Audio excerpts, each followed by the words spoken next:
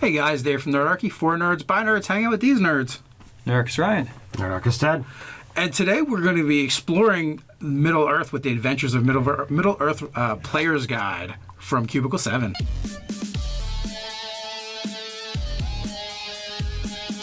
If you want to jump down to the description below, you can sign up for Nerdarchy, the newsletter.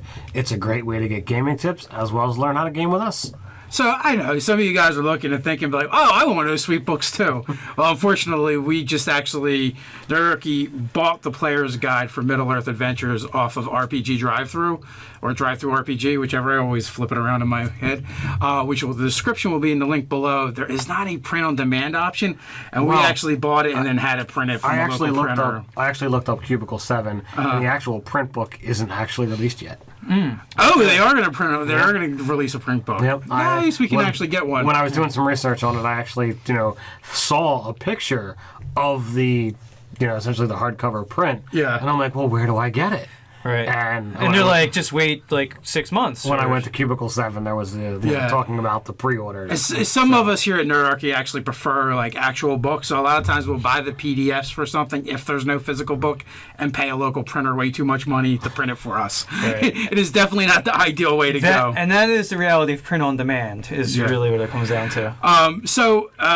So we're going to break down this book in sections. So over the next several weeks, be prepared to see several videos of Middle Earth Player's Guide.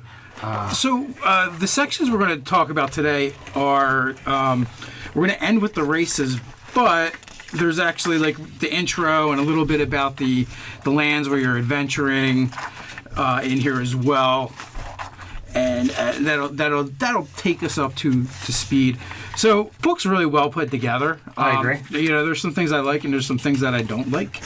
And one of the things is I lost the table of contents. Yeah. Very near the beginning. Yeah. Oh, yeah. Well, the pages were sticking together. So, essentially, what we're calling races, they're calling cultures.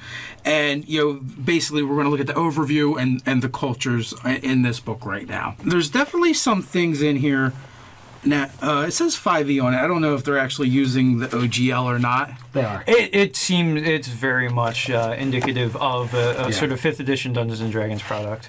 So with it's heavily modified. Like it's a 230-page book, so it's substantial. Like it is its own complete world and setting. When you get into sort of the races and the classes and culture, it's like its own player's handbook specifically, its own player's handbook and Dungeon Master's Guide specifically for Middle Earth. Right, but you're still going to need the 5th edition Dungeons. Yeah. Oh yeah. You're definitely going to because it's referential to the rules that were established for 5e. So there's that. Yeah. So it also incorporates some things that are optional rules in 5th edition Dungeons and Dragons and just made it part of the core. And introduces, though we haven't gotten big into looking at it because the book is so dense, it's got corruption, misdeeds, so it's got its own sort of micro rules, its own house rules. Well, because they throw out the alignment system. Yeah. They're like, they don't use it.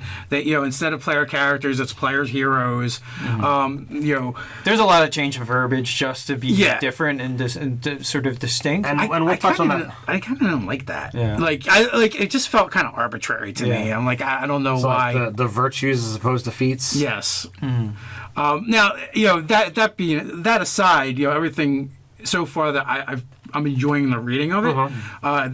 This campaign takes place after the Hobbit, before the Fellowship. Right. So before the Lord of the Rings, after the Hobbit, there's a 70-year period. Doesn't really feel long enough, but I mean, you could. There's some time to adventure. Some things can happen. As most of us gaming nerds, we're familiar with Lord of the Rings. There's nothing to say that you couldn't take what's here and move that somewhere else in the timeline. In the timeline, when you are running your own game at your table, you're able to change anything. Okay, well, yeah. The Lord of the Rings didn't happen. The ring's still out there. Maybe you guys find it. Yeah, well, that's true. And also you could actually push that 70 years to 100 years, 150 years, 200 years. Yeah. Well, that could be an arbitrary number. So, one of the things I gotta say, as far as just the font choice, I'm like, this isn't the most, when you get into the body of text, it's not the most legible of things. Sometimes it's got this sort of scroll work sort of thing. Yes. I just figured they should have picked one that was more a very standard, very easy to read. I think if you're talking about on the little inserts. Flavor text is fine, but not for the. It's in the body of the book, and I was just like, could we go with something a little less decorative and a little more legible? I didn't have as much of a problem with it. Me neither, but then again, we were reading print and not digital. Yeah. Right. So that's a big difference. I mean, you can zoom in, but I'm just like it's not. It wasn't a great like casual reading. It wasn't experience. It was the optimal. only. You like a Courier New or a Times New Roman if you're a font nerd out there, you know what I'm talking about. So. Yeah, just a little more basic as far as that goes. Okay, so that was definitely a thing. So the beginning section, it talks about the actual lands of Middle-earth, and for most of us who have actually read the stuff, it's all kind of old hat. Did you guys kind of feel that as well? Yes and no. I don't have great retention of reading things. I mean, I read Lord of the Rings in 8th grade, and that was a while ago. That was a little while ago.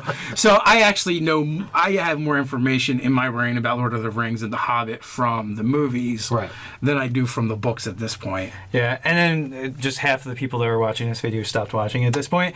But it's like the same thing. Some of the lore in here you might not be super familiar with unless you've read like the Silmarillion.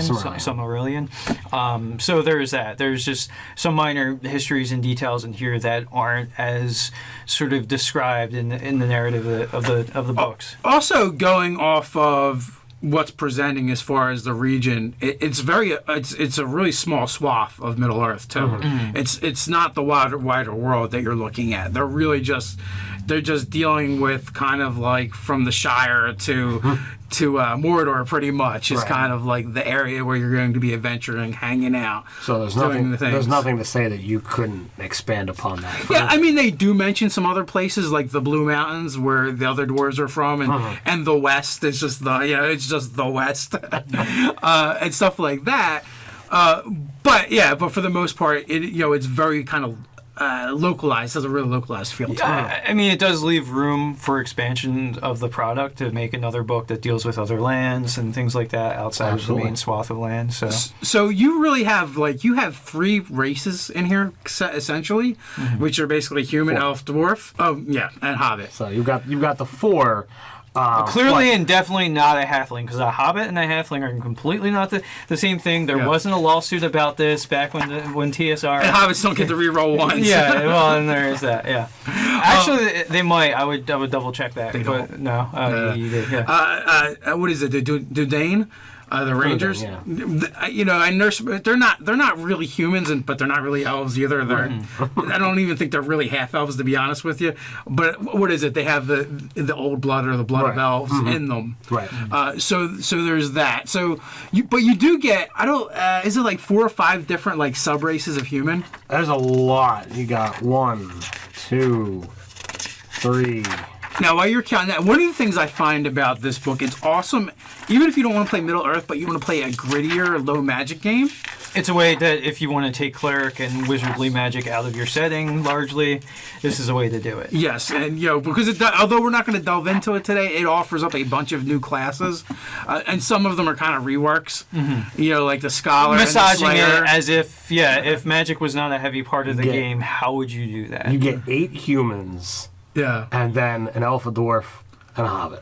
I'm also finding a little bit of power creep, because even though we're not covering virtues, I did skip ahead to the virtues. I skimmed a little bit too. I cheated. Well, here's why. Because a lot of things reference it, right? Like, so you want to know, like, what does this mean? And I also wanted to see most of the humans get plus 3 or plus 4, right, to their stats.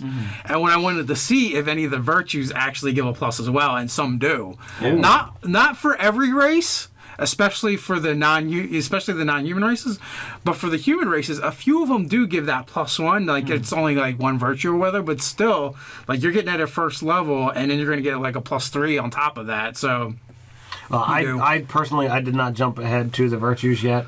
I'm partway into the classes. That's another video content. Well, see, I jumped ahead for virtues, backgrounds, and classes. I didn't read them. I just skimmed because I wanted to see things that referenced to the races.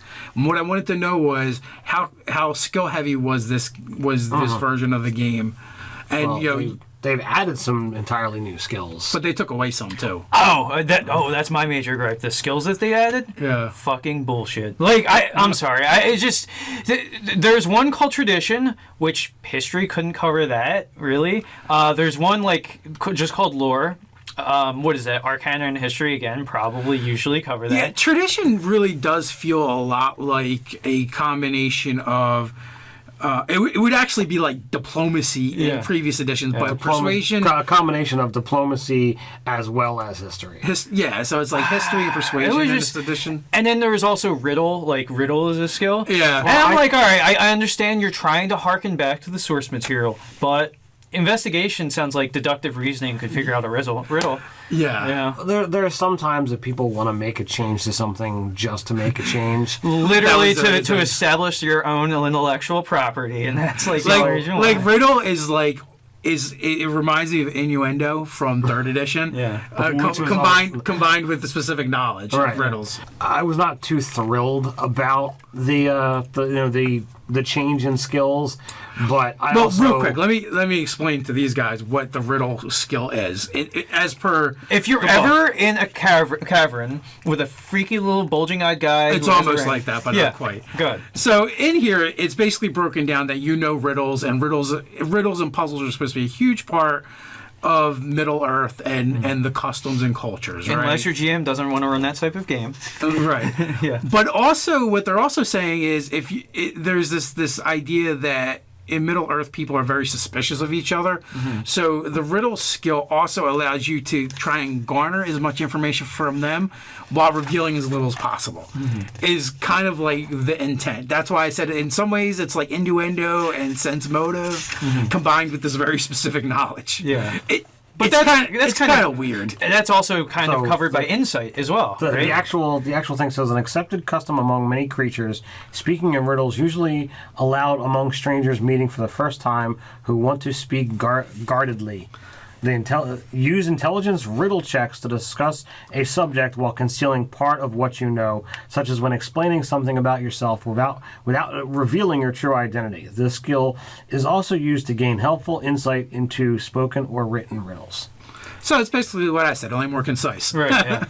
Only better, because a professional writer wrote that. Yeah. So, I'm not overly thrilled, but I'm willing to take what's written here as just, okay, you've got some extra options, and yes, there's going to be some crossover with certain skills. Since you're open to the page, what are the other ones? You got lore. Your intelligence lore check measures your ability to recall unusual and obscure information about old legends, ancient war gear, bits of song, rare artifacts, and the reading of runes. Lore replaces the Arcana skill. Magic is an imprecise term for folk use it to describe both the blessings of the elves and the deceit of the enemy. Shadow lore, a dark branch of knowledge, intelligence shadow lore checks allows you to share what you've learned about the ways of the enemy and various creatures that stalk through the shadows of Middle-earth. Where lore deals with the past, shadow lore deals with the present and the rising threat of the enemy's many minions. So these are very specific compared to what is they're kind like of the yin and yang skills of one another, basically, lore and shadow lore. And then the last thing is traditions. Your intelligence traditions check measures your ability to recall the proper courtesies and etiquette expected by the various free folk cultures, along with some of the stories about their people and their respective histories. An intelligence traditions ability check is used whenever you wish to gain an audience with someone of influence. Traditions also covers the knowledge of such religions as exists in Middle-earth. So tradition kind of swaps out for religion. So we're basically following off the serial numbers and renaming things at this point. Yes. Okay, good enough. So my first thing upon reading through this was it really, to me, gave a serious defining, separation between the men or people, humans of Middle-earth that you get when you're reading or watching the movies. So what it's saying is if you're going to be a hero from this area, this is typically what that's going to be. And as with everything in a tabletop role-playing game, the game master has final say. So if you say, look, I want to do something different, but character development-wise, I'd really like to be from this area. So how do I make this happen? And most importantly, because you have a certain amount of wealth that comes from the fucking culture that you come from, and it majorly affects what you get when your class selection. Like, you can basically get a damn suit of plate mail and a shield as a starting character if you come from a rich culture, but if you come from like a martial... No one knows what you're talking about. We should probably explain that. Yeah. Well, so... Okay. Yeah. That's the thing that bugged me. But go ahead. All right. So the cultures, and this was another thing I had to look ahead to see. Yeah. The cultures basically determine your wealth level when you start. Well, what does that mean? I didn't know. So there's these different categories of wealth. So if you're at a class, there will be a list there. Yeah. What it does is, depending upon what culture you're from, that's going to have whatever your level of wealth is. Then you would cross-reference that to your class. Yeah. And then depending on your class, that would determine your starting year. Yeah. And also each of the cultures, just like, almost like the backgrounds in 5th edition, give you certain things, so does your culture. Right. So you have frugal, poor, prosperous, or rich, and there's martial is in here as well. Yeah, then there's a martial as well. So, like, I don't know. Unless the core culture is a counterbalancing factor, like, of why, if your culture is not rich, then it has to have abilities, to have commensurate abilities that make things better for you, because otherwise you're boned if you make certain choices. They're suboptimal choices, they're non-choices. Well, here's actually the real problem, right? Yeah. If it's actually worse if it's factored into the race selections, and I think it actually is, looking at, because some are clearly better than others. Yeah. And the problem with it being part of it is, as you progress through the game, that won't matter anymore. Right. What armor class really matters for the most is the early levels, and then it's just like major threats are going to hit you regardless. So You suffer through those early levels to get the sweeter abilities that will be effective and useful through the whole entire game, not just a handful of levels, is actually far more beneficial. So if that is factored in, I think it's kind of a mistake. Yeah. Because, like I said, for the longevity of the game, when you're talking about skill proficiencies and tool proficiencies and things like that, you're going to be able to use over and over again. Yeah. But if all things are equal, then just be from the rich culture. I mean, really. But they're not. Yeah. I mean, reading the races, clearly some are better than others. Right. Some get more stuff. Some get better stat adjustments. Some get more skill proficiencies. And it's kind of mixed up a little bit. It seems a little wonky. Yeah. The other thing to point out, too, is low light vision is back. Yeah. But you only get it if you're a dwarf. Yeah, nice, yeah. And elves have dark vision. Okay. And I believe they're the only two races that have superior vision. And everybody else has to suffer about in the dark. Everyone else bumbles about in the dark. And like I said, like the dwarves who live underground in the dark, they still need a light source. Essentially, they have low light vision from previous editions. Right. So, Which it's is kind of probably cool. referential to Tolkien's like low light vision. It's really coming full circle to like, this is part of the source material, so let's bring this back to it. Right. But I mean, so it's interesting. I would have to play through a handful of sessions to see how. Well, actually building a character would be super important to see, and getting like 5 or 6 sessions under my belt and to see how they play out with all these abilities. At a glance, having just read through the overview and the classes and skipping to see what with the backgrounds and the races, the cultures, I should say, reading the cultures and reading the overview, but skipping ahead to the backgrounds and classes just to see how, and the virtues, to see how certain things kind of line up. Yeah, that's the thing. You want to see how different pieces and components sort of interact with one another. There's more skills. You definitely have more proficiencies in this version of the game than you do in traditional 5th edition. Again, jumping ahead, when I'm reading through some of the class stuff, it's like, if you don't already have the skill, you get this ability and that skill. So it's like, you're going to get an ability, but if you didn't take this skill, you're going to get proficiency in it as well. So I thought that was pretty interesting. Well, I mean, there's a little bit of that in 5e. It's a little problematic of like, if I've already taken it, I'm kind of penalized for having already taken it. Because as a GM, anytime it says you're going to gain a proficiency, if you are already proficient, choose another one. Yeah. Well, usually in the core 5th edition, it just tells you swap it out, select something else. Yeah, exactly. So I'm not at the classes, and I haven't seen that yet, so I don't know if that's the. It doesn't say it in there, but I, as the DM, I would just say like, look, it gives you a proficiency. If it's giving you one you've already got, you get a new one. Okay. You become adept at something else, like crocheting. Like I said, low magic, gritty game. I think this is so far. This is a good resource. Until we get deeper and further into it, I won't know for sure. Obviously, there's going to be other class options, so that's definitely kind of cool, especially if you want more non-magic classes. And I'm sure there's going to be basically a spellless ranger. Right. Yeah. I think they're calling them wardens. Right. Yeah. But I haven't gotten to that one yet, but I've seen. The Slayer is a barbarian essentially. There's a barbarian knockoff and a rogue knockoff. Yes. But there are other classes that. The treasure hunter. The treasure hunter is the rogue knockoff. I know. The Slayer. But there's the scholar who is a completely magicless class, but is really built really well. I actually really like it. So I do find it weird that some of the changes they made seem a little bit arbitrary. Like even just renaming something that are literally the 5th edition analog with a different name is a little odd. Now I suspect that they're going to be different. Like they're going to build slightly different. Obviously, there's no spellcasting, so those options aren't going to be in there. So my gauge on the changes were they took things that had a Middle-earth / Lord of the Rings feel to it, whether they were key things that were important within the books or within the core concept of what Lord of the Rings is. And I said, you know what, the term feat just doesn't really apply, but virtue is something that can be built upon with the whole hero mindset.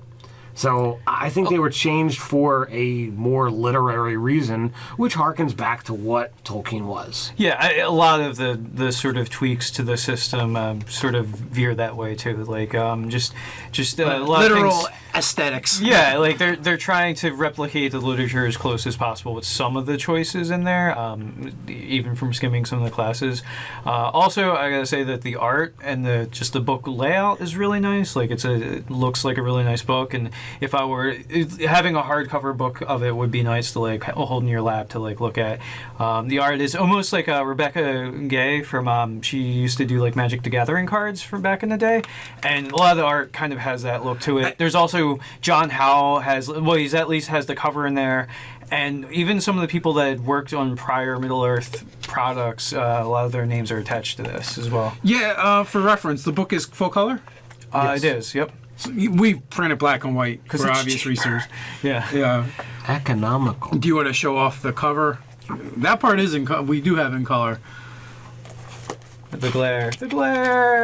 We have a way around that, sort of. It's still got a gloss to it. A little bit, yeah. There you go. And So- I'm pretty sure that's a John Howe right there. So, like I said, I'm enjoying the reading. I think even if I didn't want to play Middle-earth, there's definitely things that I could take from this and add to my game. Yeah. I 100% agree with that statement. I believe it was 1999. 1999 on RPG Drive-Thru or Drive-Thru RPG. However you want to say it. Yeah. Yeah, Drive Through Your RPG. I'll put the link down below. We'll be back with probably next week with Classes. With classes. Maybe we'll go a little bit farther. It depends on how far we get. Yeah, and we're, I could be redefining my opinions of it because I have to see how things stack together. And really, I might just sit down and pull out a character sheet and try to see, start making a if I character. were to make a character Middle-earth, what would that look like by the end of it? Yes. So with that, you guys, if you're already playing in Middle-earth or you've checked out this book, why don't you let us know what you feel in the comments below. While you're at it, like, share, and subscribe. find us over on Instagram. Or you can hang out with us over on nerdarchy.com. So until next time, Stay nerdy.